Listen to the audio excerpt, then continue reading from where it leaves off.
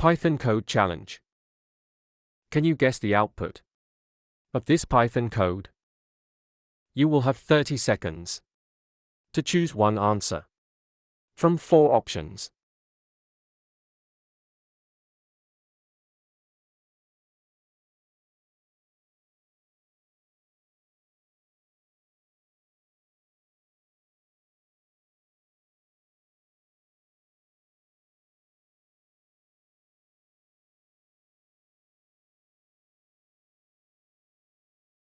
The correct answer is B.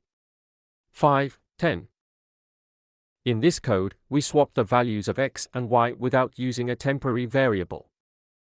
Don't forget to like and subscribe for more videos like this.